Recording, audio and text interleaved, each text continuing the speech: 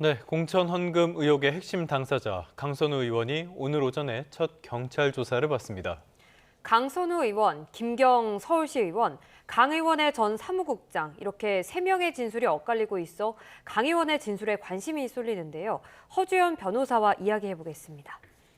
네, 변호사님 나와 계십니까? 네, 하주연입니다. 예, 안녕하십니까 변호사님.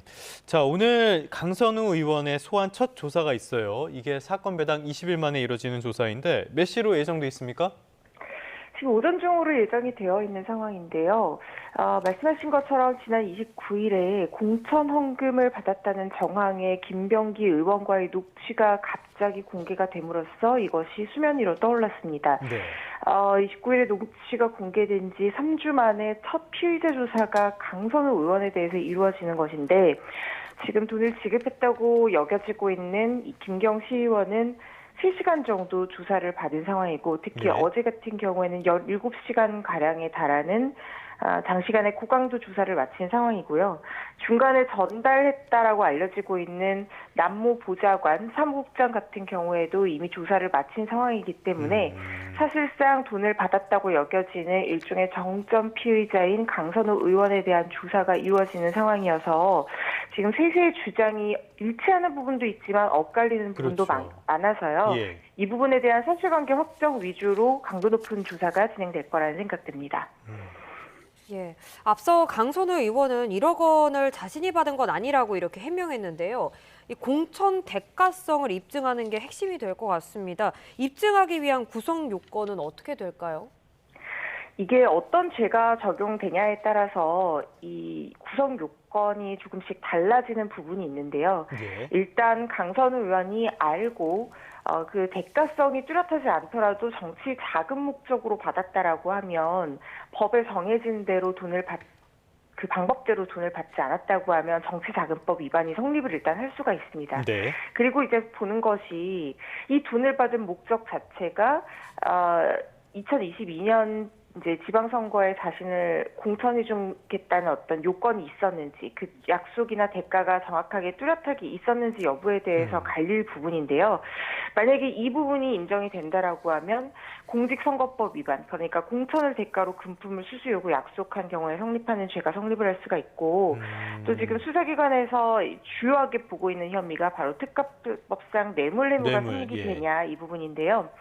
뇌물은 2가지 요건이 정확하게 성립이 돼야 됩니다. 공무원의 직무 관련성과 대가성이 있는 뇌물을 수수 요구 약속했을 때 성립하는 범죄인데 네. 말씀드린 대가성 여부도 일단 입증이 돼야 되는 부분이고 예. 공무원의 직무 관련성 이 부분도 상당히 중요한 부분이 뭐냐면 지금 정당 내부의 공천은 당무일 뿐 공무는 아니라고 볼 여지가 있거든요. 그렇죠. 예. 그렇다고 하면 국회의원의 직무 범위가 설령 굉장히 넓다라고 하더라도 이것이 과연 공무에 해당하느냐 이 부분에 대해서는 법리적인 다툼이 있을 여지가 있습니다.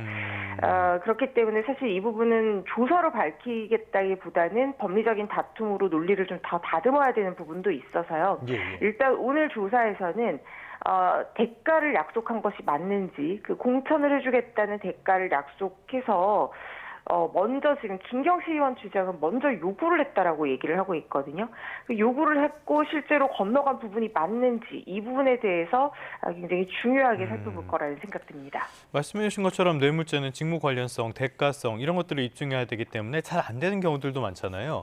공직선거법 위반 쪽으로 보자면은 여기에도 대가성이 들어가야 된다는 말씀이신데 이거는 어떻게 입증을 해야 됩니까? 그러니까 두 사람이 그러니까 지금 돈을 받은 것이 두 쪽이기 때문에 그러니까 남보좌관이 돈을 받아서 전달을 하는 것이 맞는지 이 부분에 대해서 김경시 의원이 주장하는 그 사실관계 자체를 좀 확정을 해서 강선우 의원에게 물어볼 필요가 있는데요. 예. 지금 강선우 의원은 어떻게 얘기를 하고 있냐면 자신이 돈을 받기는 했는데 그걸 바로 인지하자마자 돌려줬다. 그리고 직접 받은 것이 아니라 자신이 몰랐는데 남보좌관이 대신 받았다라고 주장을 하고 있어서 이 부분이 양측의 진술이 가장 결정적으로 엇갈리는 부분입니다. 남보좌관은 김경시 의원과 진술이 어느 정도 일치하는 부분이 뭐냐면 그 돈을 받는 자리에 김경시 의원이 있었고 자신이 자리를 비운 사이에 김경시 의원이 강선우 의원에게 직접 돈을 건넸다라고 주장을 하고 있거든요. 예. 본인은 그래서 그 내용물이 뭔지는 모르고 차에 실어주는 역할만 했을 뿐이다라고 해서 본인이 전달하거나 요구했다는 그 혐의 자체에 대해서는 부인을 하고 있는 상황인데 어쨌든 김경시 의원과 남부자 간의 진술이 일치하는 부분은 강선우 의원이 이걸 인식하고 직접 받았다라는 부분입니다. 이 인식 여부와 그리고 반환 시점은 뇌물죄의 성립 여부 및 양형수에 있어서 굉장히 중요하게 작용을 할 수가 있는 부분인데 예. 대가성이 있어야지만 뇌물죄로 처벌을 할 수가 있기 때문에 공천을 약속하고 이것을 직접 요구를 해서 실제로 돈을 직접 인식하고 받았고 그걸 공천 이후에 돌려줬다라고 하면 돌려준 상황과는 상관없이 이 부분에 있어서는 죄가 일단 성립을 하게 되는 부분이거든요. 그런데 지금 강선우 의원은 그 부분에 대해서는 본인이 몰랐다, 인식하자마자 돌려줬다라고 주장을 하고 있는데 이 얘기는 네네네. 뇌물죄의 성립 자체를 부인을 하고 있는 겁니다. 뇌물죄라고 하는 것이 일단 대가성이 있어서 돈을 받았는데 그걸 바로 인지하는 즉시 본인이 돌려줬다라고 얘기하는 것은 내가 뇌물을 불법적으로 영득할 내 것으로 할 의사가 없었다라는 것을 얘기를 하고 있거든요. 판례 예. 중에 이렇게 인지하자마자 직접 본인이 돌려준 경우에는 뇌물죄 성립을 부인하는 판례도 있기 때문에 이 부분에 있어서 본인이 혐의를 피해가기 위해서 요구한 적도 없고 인지하자마자 보좌관을 통해서 돌려주라고 지시했고 자기는 돌려준 줄 알았다 이렇게 얘기를 하고 있는 부분이고 이것이 양측 주장에서 가장 엇갈리는 부분이기 때문에 네네. 오늘 이 부분을 집중적으로 사실관계 확정을 위해 추궁할 거라는 생각됩니다. 이렇게 양측 주장이 엇갈리고 있는데요. 오늘 조사에서 가장 쟁점이 되는 부분은 뭐라고 보세요?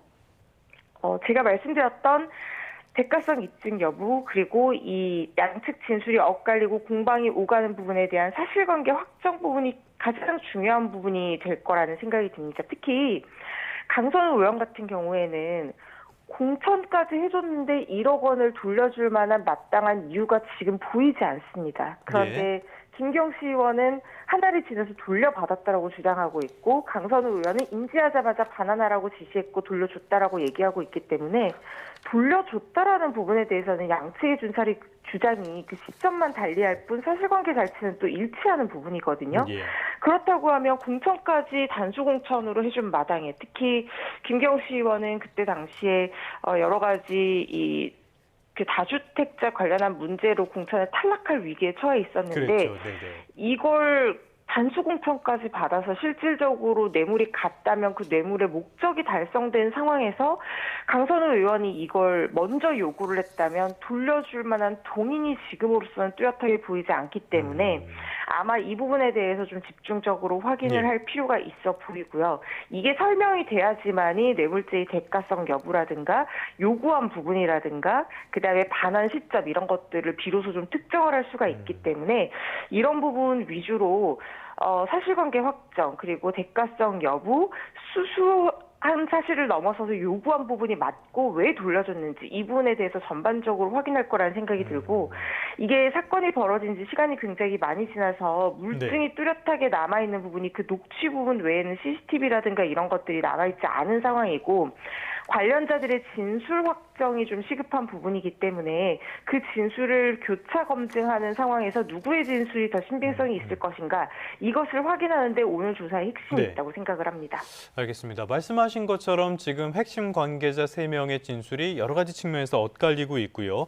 그렇기 때문에 대질 조사의 필요성도 계속 거론이 되고 있는데 김경시 의원이 앞서서 강선우 의원의 전 보좌관과 이렇게 대질 조사를 거부를 했다고 해요. 이거는 무슨 측면에서 거부한 거라고 보십니까? 사실 대질 조사라는 것이 거부를 한다고 하면 진술 거부권을 행사할 것이기 때문에 양측의 진술을 한자리에서 교차 검증한다는 데서는 큰 의미가 없기 때문에 진행이 되지 않는 것이거든요. 근데 지금 김경시 의원 입장에서는 어쨌든 본인이 직접 강선우 의원을 인지하에 줬다는 부분에 대해서는 남부자 간도 맞다라고 어느 정도는 진술이 일치하는 부분이 있고, 다만 남 전 사무국장 같은 경우에는 자신의 혐의를 부인을 하고 있는 상황이거든요. 그러니까 예. 자신이 요구하고 전달했다는 것은 공범으로의 처벌 가능성이 열리는 부분이기 때문에 이 부분은 자신에게 불리한 부분을 인정을 하지 않고 있는 것이고, 오히려 김경수 의원 같은 경우에는 자신이 처벌받을 위기를 각오하고서라도 주었다라고 주장을 하고 있는 상황이거든요. 그렇기 때문에 본인이 굳이 이것을 강선우 의원도 아니고 남 전 사무국장 같은 경우에 교차 검증을 하면서 굳이 추가적인 대질신문으로 서로 얼굴을 붉히면서 그 자리에서 함께 확인할 필요가 없다라고 생각했을 가능성이 있다는 생각이 듭니다. 왜냐하면 본인의 진술은 그 자체로 이미 신빙성이 높다라고 판단할 거라는 걸 알고 있었을 가능성이 있거든요. 예. 그렇기 때문에 굳이 이거를 이제 남 전 사무국장이 핵심적으로 돈을 받은, 그리고 그걸 처분할 어떤 그 자신의 요구를 들어줄 만한 지위에 있었던 사람도 아닌데 이 부분에 대해서 제재신문까지는 필요가 없다라고 생각했을 가능성이 있다는 생각이 듭니다. 네. 예. 그렇다면 1억 원을 건넸다, 받지 않았다라는 주장이 끝까지 엇갈릴 경우에는 수사는 어떤 방식으로 진행이 되나요?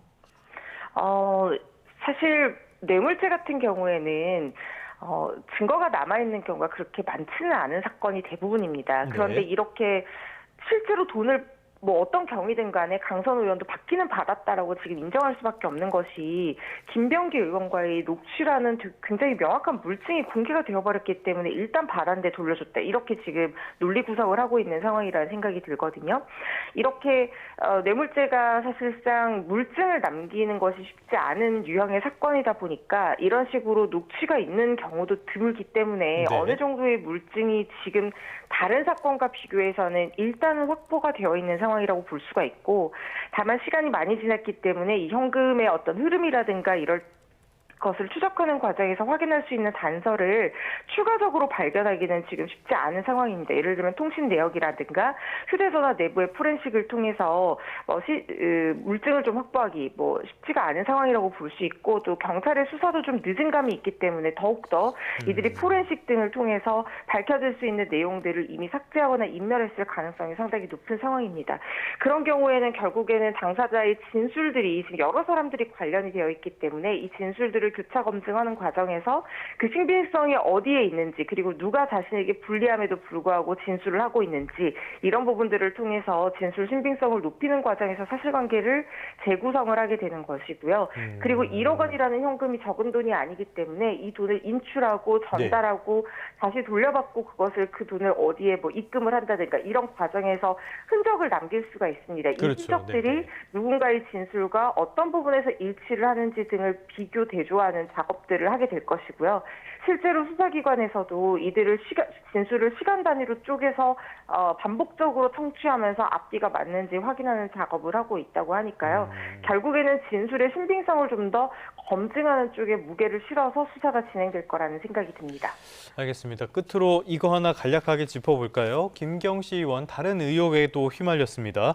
서울시가 특혜 수주 의혹과 관련해서 실태조사, 감사에 착수했다 그러는데 어떤 내용입니까?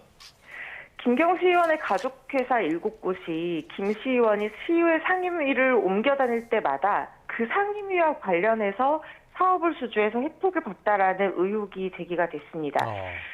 김시 의원이 2020년부터 2025년까지 서울시 의회에서 도시계획관리위원회 위원이라든가 교육위원회 부위원장이라든가 문화체육관광위원회 위원장 등으로 활동을 했었거든요. 그런데 도시계획관리위원회 위원으로 활동할 때는 서울 주택도시개발공사, 그러니까 SH죠.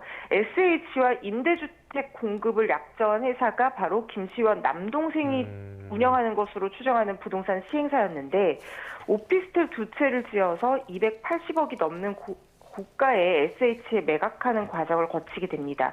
이 SH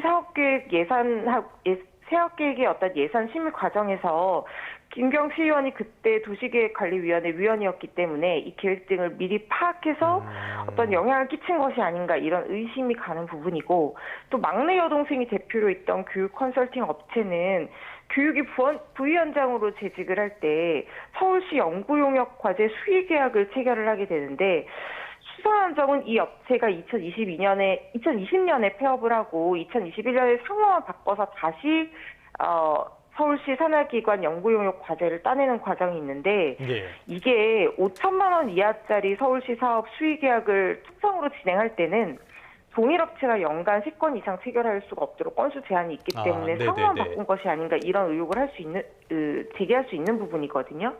비슷하게 문체관광위원장으로 있을 때 가족이 운영하는 또 다른 교육 컨설팅 업체도 5천만 원에 달하는 각종 교육 프로그램을 수주했다 이런 의혹들이 있는 부분이어서요.